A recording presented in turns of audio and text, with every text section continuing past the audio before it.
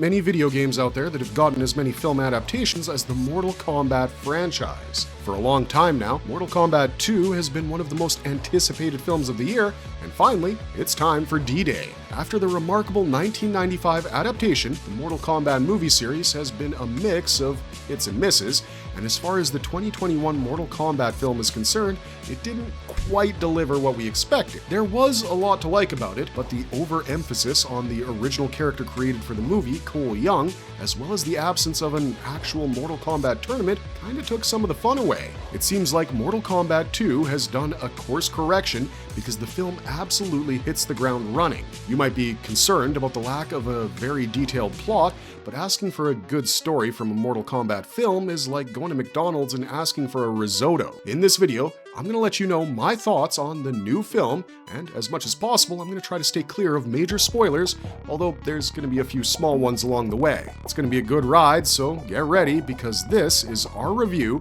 of Mortal Kombat 2. Get over here!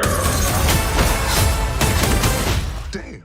If you remember the events of the original film, there was a flashback sequence to start things off, and Mortal Kombat 2 opens the same way. Also, those who are worried that you need to be well versed with the Mortal Kombat lore or even the 2021 film can rest easy. While it certainly doesn't hurt to have that background, this movie is self-sufficient, and even for somebody who's never played the games, it's still an entertaining watch. We start things off in Kitana's realm of Edenia, and the movie sets the tone immediately with an ultra-violent duel that follows.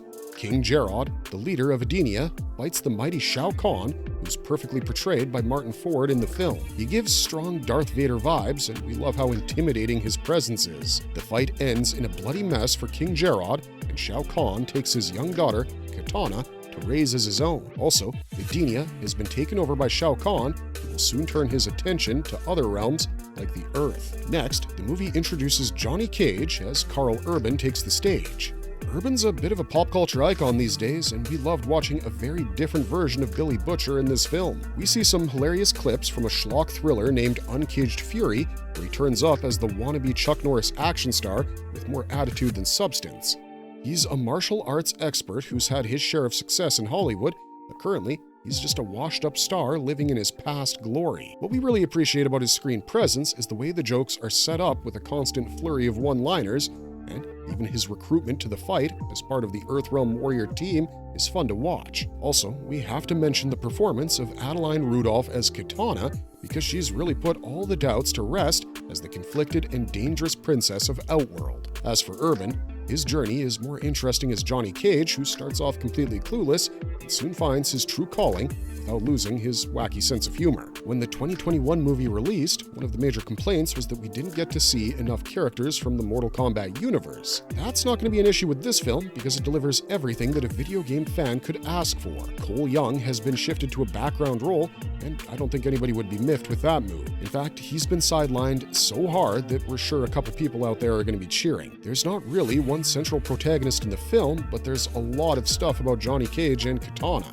Also, Liu Kang arrives, and this time he's got a much bigger role, but one of the showstoppers has to be Shao Kahn. As we mentioned before, he's more intimidating than ever, and we really enjoyed watching him as the overarching antagonist. He's nearly invincible, and the likes of Quan Chi, Shang Tsung, Jade, and Kitana are all under his command. He's a force to reckon with, and while some fans might complain about a problem of plenty with so much screen time, we don't have an issue with that. He's even got his deadly spiked hammer, which he swings like an executioner's axe, and it doesn't get much more badass than that. There's this constant tension with Shang Tsung, who seems to be scheming under him, and this is a nice build-up that keeps you on the edge. Another highlight is the portrayal of Kano, because the Australian actor Josh Lawson does a fantastic job. Kano's crude sense of humor complements Johnny Cage perfectly, and these are easily some of the most entertaining moments in the film, if you put aside the fight sequences. Honestly, we can't say that the story is going to blow you away because it simply exists to give the characters an opportunity to fight and pull off cool fighting moves. The main highlight of this film is the return of the tournament format, and that's what I was waiting for. Cheers to the team for answering the demands of the fans. Almost all the major characters in the film get their chance to shine in this tournament, and they each have a fight sequence dedicated to them. This is where the special moves from the video games come into play, and they're delightful to watch on the big screen. We can say with confidence that no other Mortal Kombat live-action film has pulled off such great visuals with so much accuracy. Once again, it's going to be delightful for all the video game fans because they get to witness their favorites duking it out in familiar locations and stages. There's a significant amount of visceral gore, and I can't get over this fight sequence that takes place on a platform with acid on either side, which is a fantastic throwback to the Mortal Kombat level named Deadpool. No relation. The movie relies a lot on the source material, and what more could you expect from a video game adaptation? The background score and music might not be suitable for everybody, but you can either love it or get headaches from it because there's no in between. If we were to mention disappointments, one of them has to be the use of Scorpion and Bi-Han. As much as I was excited to see them after watching the trailers and teasers, the movie doesn't give them enough screen time. There's an interesting fight scene, but other than that, the characters don't really leave a mark. Maybe the makers didn't want to invest a lot of time in crafting the perfect narrative for Scorpion, because I guess that becomes a separate movie in itself. But we also noticed that Raiden is somewhat underutilized.